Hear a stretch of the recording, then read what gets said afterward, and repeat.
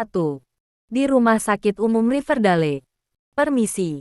Beri jalan.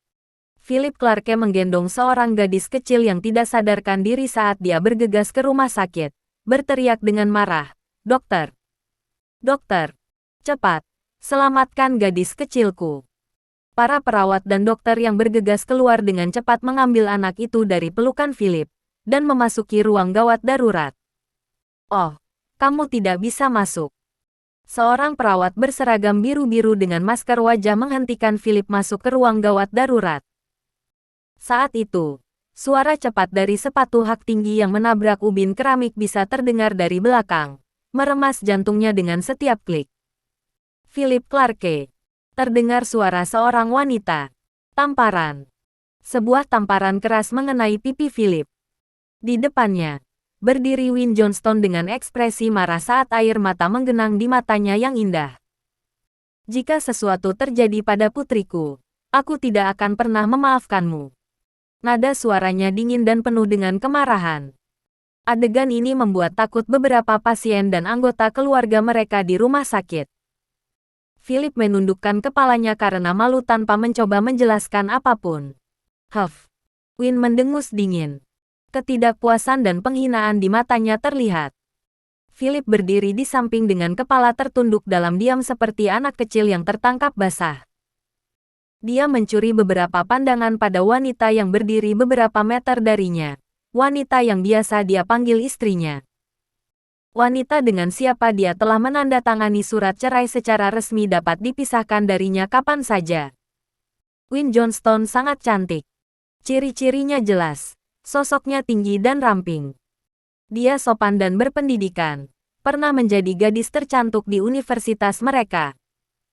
Dia tiba-tiba jatuh cinta dengan Philip, tiba-tiba menikah, dan melahirkan putrinya, Mila Clarke. Namun, kehidupan setelah menikah tidak seideal itu. Karir Philip tidak berjalan dengan baik, dan bisnisnya akhirnya gagal. Putrinya bahkan memiliki penyakit jantung bawaan, yang menguras seluruh tabungan mereka, dan sekarang dia harus mencari nafkah dengan melakukan layanan pengiriman makanan. Di sisi lain, Win adalah wakil manajer umum Departemen Pemasaran di sebuah perusahaan publik. Salah satu orang tuanya adalah seorang kepala bagian, yang lain seorang pensiunan guru. Aman untuk mengatakan bahwa Philip tidak memiliki banyak status dalam keluarga Johnston, dan selama 2 tahun terakhir, dia hampir tidak ada. Dan karena Philip, Win berselisih dengan keluarganya sehingga orang tuanya tidak bersedia memberikan dukungan apapun kepada mereka. Kedua penatua telah memberitahu mereka dengan sungguh-sungguh bahwa mereka akan membantu dana perawatan cucu mereka hanya jika Philip dan Win bercerai. Setelah perceraian, anak itu akan menjadi milik keluarga Johnston. Masalah ini telah berlarut-larut selama 1 tahun. Pintu ruang gawat darurat didorong terbuka, dan Philip melihat putrinya didorong keluar. Dia ingin bergegas, tetapi Win sudah sampai di sana lebih dulu. Dia berhenti di tengah jalan dan memperhatikan gadis kecilnya yang menggemaskan dari jauh. Mila kecil mengenakan respirator, tetapi matanya yang besar bersinar seperti permata obsidian. Dia mengulurkan tangan mungilnya yang pucat dan bergumam, "Papa." Philip pergi untuk memegang tangan dingin putrinya sambil dengan lembut menyingkirkan gumpalan rambut dari dahinya. Tersenyum ketika dia berkata, "Papa ada di sini." "Mama, tolong jangan bertengkar dengan Papa. Ini salah Mila. Aku ingin Papa membawaku ke taman hiburan." Mila kecil, yang baru berusia 3 tahun, berbicara lemah untuk ayahnya. Win tersenyum dan menjawab, "Oke, Mama akan mendengarkanmu dan tidak berdebat dengan Papa." Philip Clarke, bayar biaya rawat inap.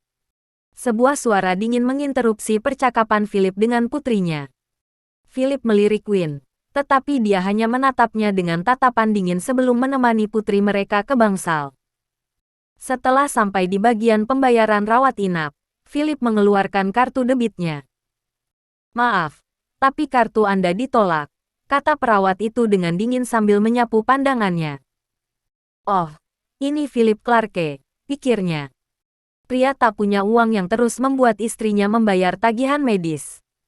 Dia bisa saja meminta bantuan dari mertuanya, tetapi dia tidak melakukannya. Sungguh pria yang egois. Sampah. Ditolak. Filipus putus asa. Dia meringis dan merendahkan dirinya, membungkuk sedikit untuk bertanya, "Perawat, bisakah Anda memberi saya beberapa hari?"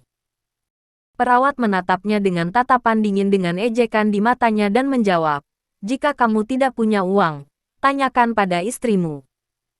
Lagi pula, kamu hanya seorang pria simpanan. Anda." Ekspresi Philip menjadi gelap. Perawat itu hanya menyilangkan tangannya dan mengejek. "Kamu punya waktu sampai besok. Jika kamu tidak bisa membayar, maka lanjutkan dengan debit." Setelah itu, dia berbalik untuk mengabaikannya. Mengatakan kata lain padanya membuatnya merasa jijik. Bagaimana dia bisa menggertak seseorang hanya karena mereka miskin? Philip mengepalkan tinjunya erat-erat dengan marah, merasa pahit. Saat dia berbalik, dia melihat Win berdiri di belakangnya memancarkan aura dingin. Kebencian terlihat jelas dalam ekspresi dinginnya. "Winnie, jangan khawatir. Aku akan pergi dan mengumpulkan dana sekarang." Philip memaksakan senyum. Namun, kedua tabungan mereka sudah mengering. Air mata mengalir dari mata Win saat tangannya mengepal. "Philip Clarke, jika kamu masih laki-laki, pergi dan mohon pada orang tuaku." "Aku." Philip membeku. Kata-katanya tersangkut di tenggorokan. "Hah?" Win mendengus sambil menyeka air matanya. "Aku tahu itu. Kamu tidak pernah berubah. Apakah harga dirimu lebih penting daripada Mila?" Dia telah melihat melalui pikirannya. Win kemudian berbalik dengan punggung menghadapnya. Philip menghela nafas tak berdaya dan kemudian menerima pemberitahuan tentang pengiriman di teleponnya. Dia bergegas ke bangsal, mengobrol sebentar dengan putrinya sebelum pergi. Sebelum dia pergi, Win mengingatkannya, "Philip Clarke, ini adalah hari ulang tahun ayahku akhir pekan ini. Jika kamu tidak ingin bercerai, pergi dan mohonlah pada orang tuaku." Dia meninggalkannya tanpa pilihan. Philip tahu bahwa ini adalah bagian terakhir dari kesabaran Win untuknya. Tepat ketika dia akan meninggalkan rumah sakit, sebuah suara laki-laki yang arogan memanggilnya. "Wow, bukankah ini Philip Clarke? Kemana kamu akan pergi?" Philip mendongak untuk melihat seorang pria tampan berdiri di depannya. Pria itu mengenakan setelan lengkap dengan keranjang buah dan boneka Peppa Pig di tangannya. "Juan Parker, kenapa kamu ada di sini?" Wajah Philip langsung menjadi gelap. Juan Parker adalah sahabatnya di universitas. Tapi sejak Philip dan Win menikah, mereka menjadi musuh karena Juan juga jatuh cinta pada Win. "Aku memintanya untuk datang." Win tiba-tiba muncul dan berjalan melewati Philip. Dengan senyum minta maaf, dia berkata kepada Juan, "Saudara Juan, saya minta maaf karena merepotkan Anda lagi." Setelah melihat Win, ekspresi mengejek di wajah Juan berubah menjadi senyum murah hati ketika dia berkata, "Tidak apa-apa, aku paman Mila. Ini untuk Mila. Aku akan pergi dan membayar tagihan sekarang." Juan kemudian menatap Philip dengan tatapan puas dengan tatapan jijik di matanya. Buku-buku jari di kepalan tangan Philip memutih. Dia bertanya kepada Win dengan dingin, "Mengapa kamu meminjamkan uang darinya? Apakah kamu punya? Atau kamu ingin Mila dikeluarkan dari rumah sakit besok?" Win memelototi Philip dengan dingin sebelum berbalik untuk mengikuti Juan, mengobrol dengan gembira dengannya saat mereka pergi. Mata Philip hampir keluar dari rongganya karena marah pada adegan ini. Dia merasa egonya mendapat pukulan berat. Uang, uang, uang. Ini semua tentang uang dengan mereka. Philip berdiri di pintu masuk rumah sakit untuk waktu yang lama sebelum menghela nafas. Dia menatap langit biru dan kemudian mengeluarkan ponselnya untuk menelepon. "Owi, kamu di mana? Ayo kita bertemu." Di dalam rumah kontrakan, Philip dan Howard Lowe duduk berseberangan. Howard adalah pria yang agak kecoklatan dan kurus. Dia menyerahkan kartu debit kepada Philip dan berkata, "Ada 60.000 di sini. Ambillah sekarang." Tangan Philip gemetar saat mengambil kartu itu. "Owi, terima kasih. Terima kasih." Apa yang harus berterima kasih? Bagaimanapun, kita adalah saudara. Howard tertawa. Saya keberatan. Terdengar ledakan keras, dan pintu rumah kontrakan itu tiba-tiba didorong terbuka.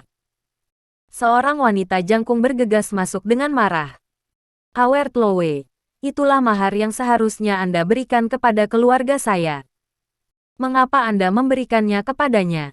Wanita ini adalah pacar Howard, Ruby Ford. Penampilannya adalah 7 dari 10, dan dia memiliki kepribadian yang bangga. Dia sedikit sombong. Ruru, Mila dirawat di rumah sakit, jadi aku hanya meminjamkan ini pada Philip untuk keadaan darurat. Howard menghampiri untuk menarik lengan Ruby saat dia menjelaskan. Ruby mengayunkan tangannya dan mencibir pada Philip. Hah? Philip, sudah berapa kali kamu meminjam uang dari Howard kami sekarang? Jika kamu tidak tahu malu, mengapa aku harus memanjakanmu? Ruby. Suara Howard semakin dalam saat dia menarik lengan bajunya. Ruby tidak akan mundur. Dia menunjuk hidung Howard dan menyalahkannya. Tuan Lowe, jika Anda akan meminjamkan uang kepadanya, saya putus dengan Anda. Anda bisa melupakan pernikahan kami. Melihat mereka akan berkelahi, Philip meletakkan kartu itu di atas meja, berdiri, dan mengangguk meminta maaf. Maafkan aku. Owi, aku akan menemui kalian di upacara pernikahanmu kalau begitu. Aku akan pergi sekarang. Selamat tinggal, kata Ruby dingin. Tanpa menunggu Howard mengejarnya, Philip sudah keluar dari rumah kontrakannya. Begitu pintu tertutup di belakangnya, suara pertengkaran Ruby dan Howard terdengar di balik pintu. Philip berjongkok dengan telepon di satu tangan dan sebatang rokok di tangan lain, tenggelam dalam pikirannya di sepanjang jalan. Menjadi miskin adalah dosa, dan Anda benar-benar tidak dapat bergerak maju tanpa uang. Setelah mengambil keputusan, Philip akhirnya menelepon nomor yang sudah 7 tahun tidak dihubunginya. Panggilan itu segera berhasil. Halo, Tuan Muda. Tuan Muda, apakah itu Anda? Anda akhirnya memanggil saya. Suara di seberang terdengar senang. Ada petunjuk usia dan bahkan terisak. Philip menghela napas tak berdaya dan berkata, George, saya butuh uang. Bisakah Anda mentransfer saya 100.000? Oh, Tuan Muda, tolong jangan katakan itu. Saya bahkan akan mentransfer Anda 1 miliar jika Anda mau. Pria yang lebih tua di telepon masih bersemangat, tetapi segera, dia terdengar bermasalah. Tapi Tuan Muda, sesuai kesepakatan Anda dengan tuannya, jika Anda ingin menggunakan keuangan dan koneksi keluarga, Anda harus kembali dan mewarisi bisnis keluarga. Bisakah Anda datang ke perusahaan? Dan kami akan membahas ini. Philip merenungkannya sejenak sebelum menjawab, baiklah, aku akan melakukan perjalanan. Bagus. Tuan Muda, saya akan mengirim seseorang untuk menjemput Anda, kata George tua dengan antusias. Tidak apa-apa, aku bisa pergi sendiri. Philip berkata sebelum bertanya, oh ya, perusahaan mana? Apex Group. Aku akan menunggumu di kantor direktur, kata George. Setelah menutup telepon, Philip menatap arus orang yang lewat di depannya. Oke, saya akan jujur dan mengatakan bahwa saya, Philip, dilahirkan dengan sendok perak. Keluarga saya memiliki aset di seluruh dunia, dan keluarga saya memiliki 70% bisnis di dunia. Saya sudah berusaha menghindari warisan selama 7 tahun terakhir, jadi saya melarikan diri, berharap saya bisa menjalani kehidupan normal. Tapi hari ini, kenyataan memaksa saya untuk berkompromi. Jika saya tidak bekerja cukup keras, tidak punya uang, saya harus kembali dan mewarisi kekayaan besar itu. Philip segera tiba di gedung grup Apex dengan skuternya. Itu adalah gedung tinggi sekitar 300 meter. Perusahaan itu sendiri menduduki peringkat nomor 7 dalam daftar Fortune Global 500. Tetapi sekali lagi, semua perusahaan di Fortune Global 500 adalah milik keluarga Clarke atau memiliki sebagian saham yang dimiliki oleh mereka. Saat memasuki lobi, Philip dihentikan oleh suara wanita. Hei, hei, hei, kamu di sana. Siapa bilang kamu bisa menerobos masuk? Keluar, keluar. Petugas pengiriman tidak diizinkan masuk. Telepon dan minta seseorang turun untuk menemuimu. Seorang gadis cantik berseragam hitam menghalangi jalan Philip dan mulai memarahinya. Dia memiliki penampilan yang dewasa dan aura yang bermartabat. Apa yang kamu lihat? Menjijikkan. Bajingan. Cepat keluar. Lily Simmons memelototi Philip dengan penuh kebencian. Berpikir bahwa dia telah melihat cukup banyak pria pengantar dalam hidupnya. Dia berpikir bahwa dia telah melihat cukup banyak pria pengantar dalam hidupnya. Berpikir bahwa dia telah melihat cukup banyak pria pengantar dalam hidupnya. Bab 2. Ekspresi Philip berubah. Sedikit mengernyit. Melihat Philip dalam seragam pengirimannya, tampak lusuh. Lily menunjuk ke pintu dan berkata, "Keluar sekarang, kami tidak mengizinkan petugas pengiriman di sini." "Aku di sini bukan untuk pengiriman," jelas Philip. Lily merapikan poninya sebelum menyilangkan tangannya dan berkata dengan dingin, "Ini bukan pertama kalinya aku mendengar ini. Semua orang yang datang ke sini mengatakan mereka bukan pengantar barang. Tolong. Tidak. Aku di sini untuk menemui George Thomas." Merasa jengkel, Philip menuju ke dalam setelah mengatakan itu. Apakah kamu marah? Tidakkah kamu mendengar apa yang aku katakan? Lily sangat marah. Ini adalah pertama kalinya dia melihat seorang pengantar barang tak tahu malu yang hanya akan memaksa masuk setelah ditolak masuk. Saat itu, seorang manajer departemen sepertinya telah mendengar keributan itu dan keluar dengan ekspresi jelek. "Apa yang sedang terjadi? Manajer Stuart, kurir ini mencoba memaksa masuk ke kantor kita." Lily menunjuk Philip dan kemudian melanjutkan dengan sangat jijik. "Aku akan meminta keamanan untuk segera mengusirnya." Manajer itu mengerutkan kening dan menilai Philip sebelum berkata, "Perusahaan kami tidak mengizinkan petugas pengiriman masuk. Silakan pergi." Stuart menunjukkan lebih banyak kesopanan, tetapi nada dan sikapnya tidak terdengar ramah. Pria ini adalah manajer departemen dari sebuah perusahaan yang terdaftar dalam Fortune Global 500. Bersikap sopan kepada petugas pengantar sampah ini sudah sangat baik. Melihat Philip masih berdiri di sana dengan linglung, Lily sangat ingin menunjukkan otoritasnya. Jadi dia menunjuk ke arahnya lagi dan meraung, "Apakah kamu mendengar itu? Keluar sekarang." Philipus kesal. Apakah dia menelan sebatang dinamit? Atau dia sedang menstruasi? Ini adalah perusahaan milik keluarga saya, dan Anda hanya pengawas. Siapa Anda untuk menggonggong pada pemilik Anda? Sial. Aku sudah mengatakan bahwa aku di sini bukan untuk pengiriman. Aku di sini untuk menemui George Thomas, jawab Philip dingin. George Thomas. Manajer itu tercengang ketika dia menatap, bingung pada Philip sebelum tertawa terbahak-bahak. "Anda mencari ketua kami. George Thomas. Apakah ketua Anda?" Philip tercengang. Bukankah lelaki tua itu hanya sekretaris? Sejak kapan dia diam-diam menjadi ketua? Tidak heran dia cukup berani untuk berbicara tentang kondisi. Itu artinya aku tidak bisa bersikap lembut saat bertemu dengannya nanti. Saya, Philip Clarke, tidak akan pernah mewarisi bisnis keluarga. Aku akan mengambil uangnya dan pergi. Stuart mengguncangnya dan tertawa sinis. Anda bahkan tidak tahu bahwa Presiden Thomas adalah ketua kami, dan Anda bilang Anda sedang mencarinya. Apakah Anda punya janji? Tuan Stuart, berhenti bercanda. Bagaimana bisa sampah seperti dia mendapat janji?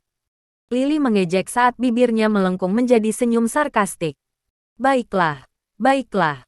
Lily, minta keamanan untuk datang. Stuart melambai dengan tidak sabar. Dimengerti, Mer Stuart, jawab Lily dengan suara centil sebelum dia berlari ke meja depan dan mengangkat telepon untuk menelepon Departemen Keamanan. Manajer hendak pergi ketika, tiba-tiba, sebuah suara marah terdengar di meja depan. "George Thomas, turun ke sini sekarang juga. Aku ditahan oleh resepsionismu. Jika aku tidak melihatmu dalam 3 menit, aku akan pergi." Dua orang lainnya mengikuti sumber suara dan melihat Philip hanya menutup telepon dengan ekspresi malas saat matanya mengamati lingkungan kantor. Senyum mengejek di bibir Lily tumbuh, dan dia mencela. Kamu bahkan berpura-pura sekarang. Kamu pantas menjadi pengantar seumur hidup. Tangannya kemudian beralih dari ponsel untuk mengambil gambar rahasia Philip untuk diposting di timeline media sosialnya dengan tulisan, menjijikkan. Bertemu dengan pengantar barang gila hari ini dan akan meminta keamanan untuk mengusirnya. Di satu sisi, Stuart mengerutkan kening saat dia menatap Lily. Yang terakhir segera mengerti dan memberinya isyarat, oke. Dia menelepon Departemen Keamanan dan melaporkan, halo, datang ke meja depan untuk mengurus sepotong sampah manusia. Setelah menutup telepon, Lily kembali duduk dan mulai merias wajahnya, mengabaikan Philip. Segera, Ketua Grup Apex, George Thomas, dengan sekretarisnya di belakangnya, berlari keluar dari lift dan melihat tuan muda mereka menunggu di ruang tunggu dari jauh. Namun, yang membuat mata mereka terbelalak adalah melihat 3 personel keamanan hendak mengusir tuan muda itu. Itu satu-satunya pewaris bisnis keluarga. George langsung berteriak, berhenti. 3 penjaga keamanan baru saja mendorong Philip keluar ketika mereka mendengar perintah itu. Mereka berbalik untuk melihat ketua mereka bergegas dengan ekspresi marah. Kenapa ketua di sini? Gedebuk. Ketiga pria itu berdiri tegak dan memberi hormat. Selamat siang, Tuan Presiden. Mereka menyapa. Namun, George tidak memperhatikan mereka dan langsung menuju Philip. Wajahnya mekar seperti bunga matahari. Saat Lily memperhatikan ketua, dia dengan cepat bergegas. Dan ketika dia melihat Philip masih berdiri di sana seperti orang idiot, amarahnya tumbuh. Bapak Presiden. Lily menyapa dengan hormat sebelum berbalik untuk menatap Philip dengan jijik. Kenapa kamu masih di sini? Kalian bertiga, segera buang dia. Lily sangat marah. Apakah tim keamanan buta? Bagaimana mereka bisa membiarkan sampah ini berdiri di ruang tunggu ketika ketua ada di sini? Bagaimana jika orang gila ini mengganggu ketua? George, bagaimanapun, melirik Lily dengan dingin dan mencela. Apa yang kamu lakukan? Ini adalah tuan muda dari perusahaan kami, presiden masa depan. Siapa yang membiarkan kamu menjadi tidak sopan ini? Muda, tuan muda, orang ini. Bagaimana pria pengantar ini seperti tuan muda? Lily tercengang. Dia berkata dengan marah, Tuan Presiden, apakah Anda salah? Bagaimana dia tuan muda perusahaan kita? Aku tidak salah, jawab George dingin saat rasa jijik terhadap wanita ini tumbuh di hatinya. Nada dan sikap macam apa ini? Apakah ini cara Anda berbicara dengan ketua Anda? Lily segera menyadari kesalahannya dan membungkuk meminta maaf. Tuan Presiden, saya minta maaf, saya. Manajer, Stuart, dari sebelumnya kebetulan kembali pada saat itu. Dia tersenyum menyanjung dan bertanya, Tuan Presiden, mengapa Anda turun ke sini? Saat dia berbicara, dia memperhatikan bahwa Philip masih di sini tetapi tidak menyadari suasana saat ini. Wajahnya menjadi merah, dan dia mengerutkan kening. Kenapa kamu masih di sini?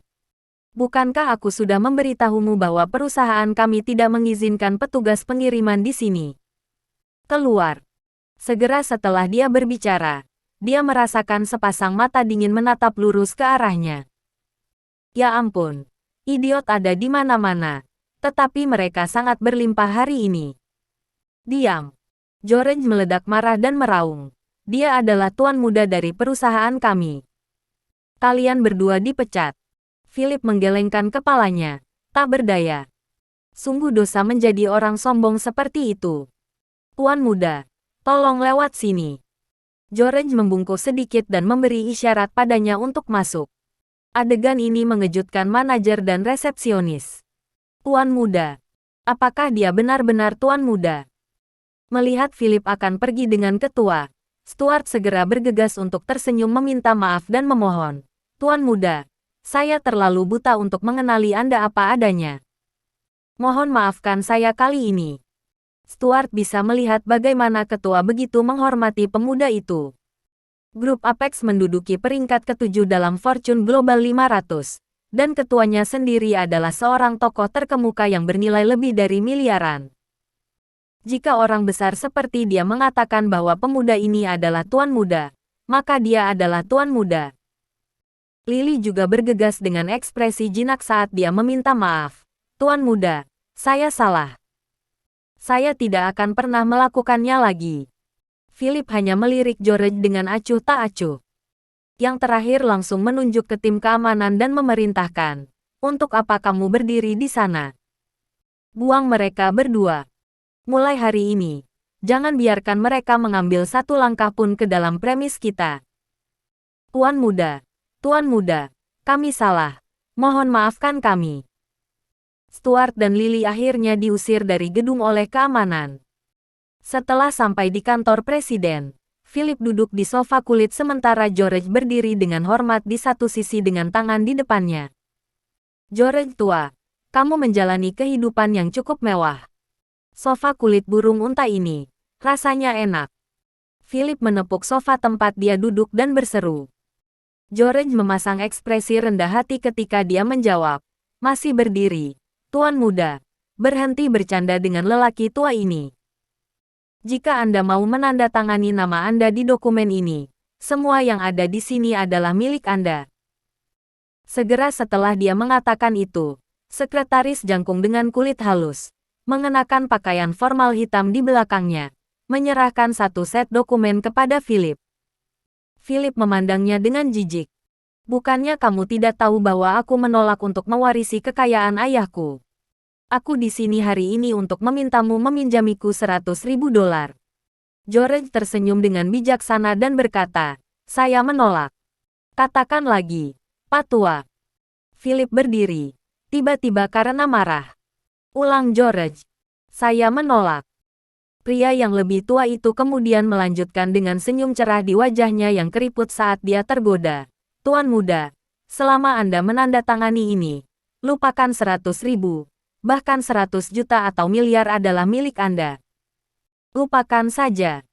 Jika saya menandatangani dokumen ini, nama saya bukan Philip Clarke." Philip mengamuk. 5 menit kemudian. "Selamat, tuan muda. Anda telah secara resmi mewarisi semua kekayaan dan bisnis keluarga Clarke.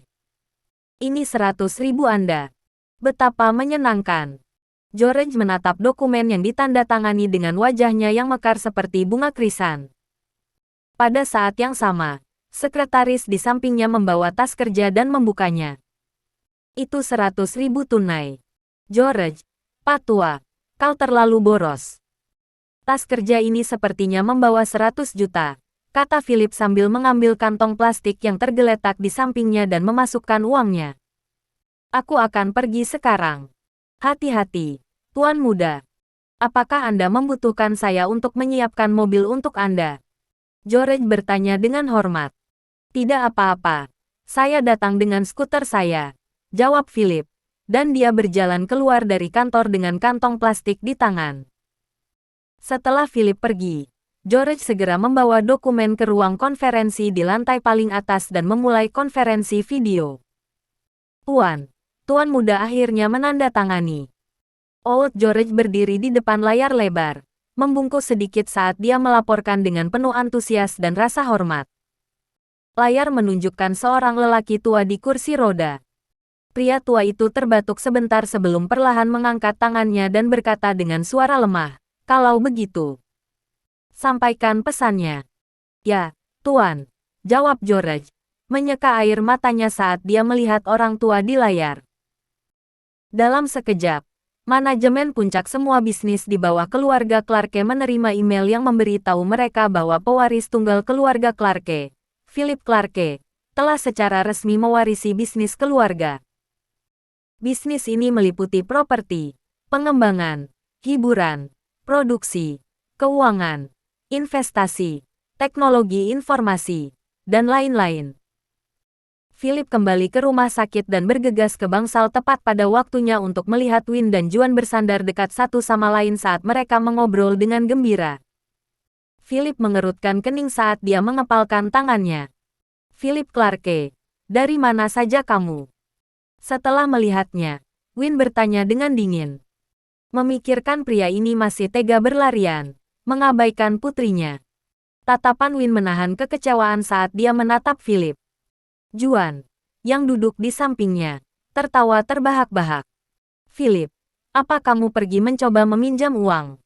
Tidak apa-apa. Aku bisa membayar tagihan medis. Bagaimanapun, aku Paman Mila. Saya tidak perlu Anda khawatir tentang biaya pengobatan putri saya. Saya bisa membayar. Philip masuk dengan ekspresi dingin. Philip Clarke, bagaimana kamu bisa bersikap seperti ini terhadap saudara Juan? Minta maaf padanya. Win mulai memarahinya. Berpikir bahwa dia mengenal suaminya cukup baik untuk mengetahui bahwa dia sengaja tidak sopan. Saudara Juan cukup baik untuk membantu mereka membayar tagihan, tetapi pria ini masam baginya. Betapa kejam. Juan berpura-pura baik dan mendesak Win, dengan mengatakan, Winnie, jangan marah. Philip pasti merasa kesal karena dia tidak berhasil meminjam uang. Win menatap Philip dengan marah saat dia memandangnya lebih rendah lagi. Philip mencoba menahan amarahnya saat dia menatap mereka berdua dengan tangan terkepal. Dia sangat ingin meninju wajah Juan. Winnie. Dia memanggilnya dengan nama hewan peliharaannya dengan penuh kasih sayang. Astaga, Win Johnston, aku suamimu di sini. Apakah kamu tidak malu? Juan berpura-pura baik dan mendesak Win, dengan berkata, Winnie, jangan marah. Philip pasti merasa kesal karena dia tidak berhasil meminjam uang.